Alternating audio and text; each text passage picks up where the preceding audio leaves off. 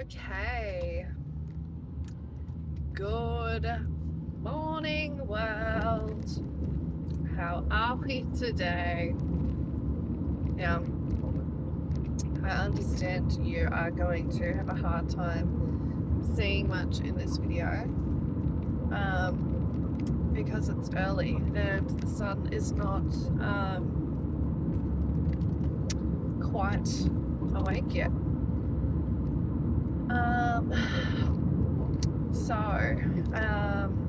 We have a dim lit video this morning. Okay, what I wanted to talk about this morning is, you know, the saying, if you don't have something nice to say, don't say anything at all. That's what I want to talk about. So,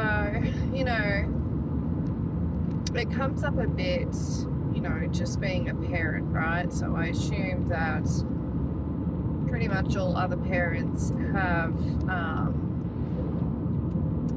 conversations like this with their children.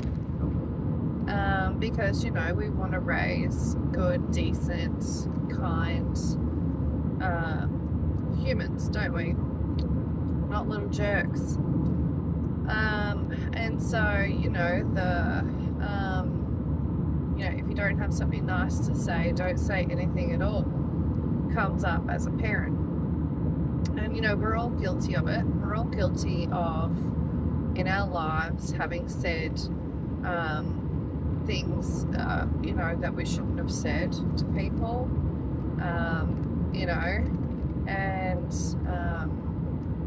we're all, none of us are perfect,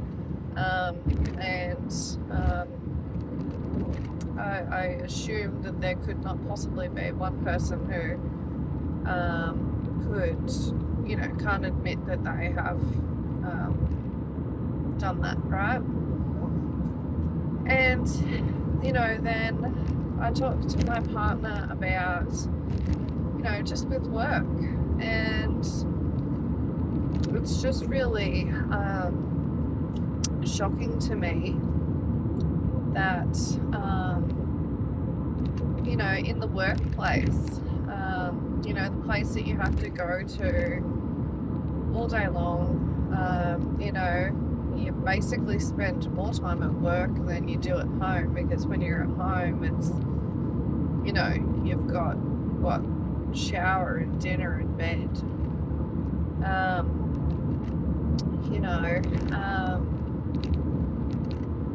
so this place that you spend so much of your time, that you can be spoken to so terribly. And I remember there was actually, I think it's a subscriber to this channel, someone who watched the video anyway. I forget his name, sorry, I apologise. But he made a comment a while back as well, talking about, that basically, feeling like just the world was a terrible place, because he felt that he was being treated so terribly by everybody, and I think his words were to feel that he was being treated worse than a dog, and I could feel his pain in that message that he wrote, and it's actually such a common thing, isn't it? Just that you feel that your workplace treats you so terribly, or your family, or just the world in general, like the people that you come across. And I thought, it's actually like humans' worst trait, isn't it, really, is this inability to shut their mouths, basically, to not say something if it's not kind, if it's not positive. You know, and sometimes we get frustrated at people. Sometimes we get upset with people, with their opinions, with their behaviours, with you know, whatever the case may be. And we lash out, don't we? You know, I mean, that's kind of, or even just like, you know, wanting to be the right person in the situation. You know, I'm right, you're wrong. This is how you're wrong. This is how much you're wrong. You know, like it's sort of like a competition of who's better. And yeah, it's just, I just realized that it is such an ongoing problem. And think about how much like depression is caused by other people's words. You know, I mean, this topic actually goes off into so many different areas, you know, just judgments and, you know,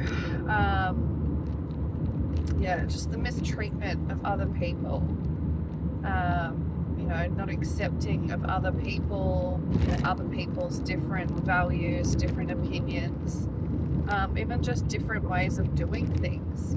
You know, that was something I had to accept in my life is, you know, I know it sounds really silly, but like, let's just say, for example, let's just use, for example, doing dishes, right? Like, it actually occurred to me only this year that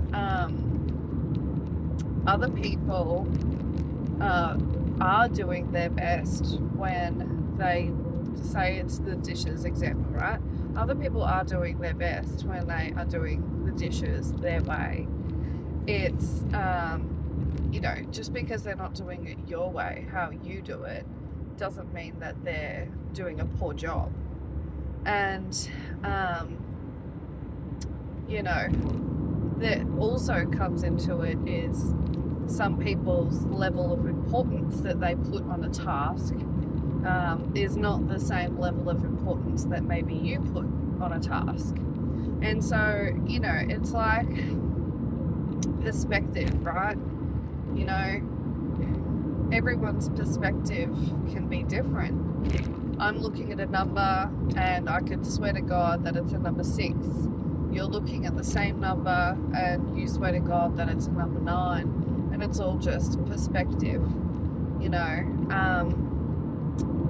And I really wish that there could be more messaging out there that was like preventative, you know, like, you know, they talk about like trying to prevent crime in an area or in a country, you know, like that's messaging that I hear about a bit in our country, you know, instead of just focusing on locking people up, you know, when they commit a crime, they want to see, you know, experts want to see more preventative action to deter from people committing crimes. And I just wish that that was sort of the mentality as well, and the messaging, just to do with treatment of people. And I know there is like legislation, like, you know, recently we've had more things come into play with hate speech and things like that, right? Or the, you know, promoting of violence towards a group or anything like that. But I just mean like day to day, any old person, you know, is very regularly mistreated in the workplace,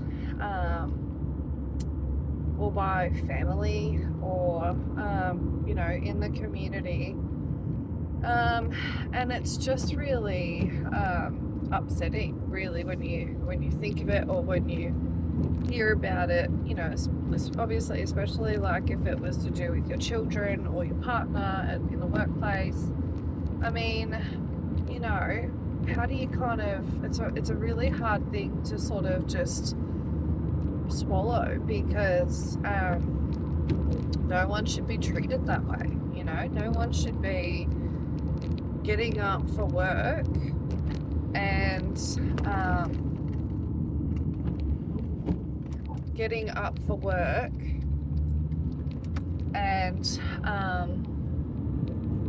you know, dreading their day, because they know that they are highly likely going to be mistreated and spoken to terribly. I mean, that is terrible. That is such a terrible, you know, way to be living your life. At no fault of your own, just to be, you know, some people as well, just like treat people badly because that's just their character, kind of, you know, like maybe they've got anger issues. But, you know, overall they just are a nasty person. Or, you know, they just don't know how to handle stress. And so they lash out on the people around them and take it out on the people around them. And, you know, I feel that that's a very common thing in abusers, you know, like in people who abuse their partner in a relationship. And, you know, even my partner and I were talking this morning about how that's how it is. That's what it's like in the workplace. You know, it's like being in an abusive relationship. When you've got a boss or a manager or whatever who is abusive, you know, verbally abusive, mentally abusive. And especially when they're not like that the whole time, you know, that's when it's really like in an abusive relationship, there tends to be a cycle that happens. And there's some, you know, honeymoon period of love bombing that is also included in that cycle. And it keeps you there. It keeps you trapped in the relationship. It suckers you back in after they've mistreated you, after they've abused you. And, you know, all people should be very well aware of that, because, you know, normal people who have empathy and who are kind and forgiving, you get suckered back into it. You know, you end up staying for longer in that abusive relationship because, you know, they sucker you back in with their honeymoon period of love bombing, of being kind, of mucking around, and however else it, you know, comes out. And yeah, it's the same in a workplace, or it's the same in toxic family dynamics. It's, you know, in various different situations or relationships in life. It always kind of, it's the same, you know, design, how it's acted out. And yeah, it's just, I just really want to call it out, and I want to remind people that, you know, there is always a choice to leave. And I'm not trying to victim blame here for not leaving a situation, because I understand that there are lots of different reasons, circumstances why people stay in abusive situations. Not necessarily, you know, not just necessarily like a domestic relationship, but workplace dynamics as well, because maybe you feel that, well, how am I going to put food on the table or a roof over the family's head if I just walk away from my job today? You know, because there's no guarantee that by the end of the day I'll have found another job. So I understand that, you know, these situations, they are nuanced, aren't they? And I just really want to send my love out to anybody who is in a situation like that. You know, again, I'm talking as well about like with the workplace and any other dynamics that that encompasses maybe for you, and remind you to try your hardest to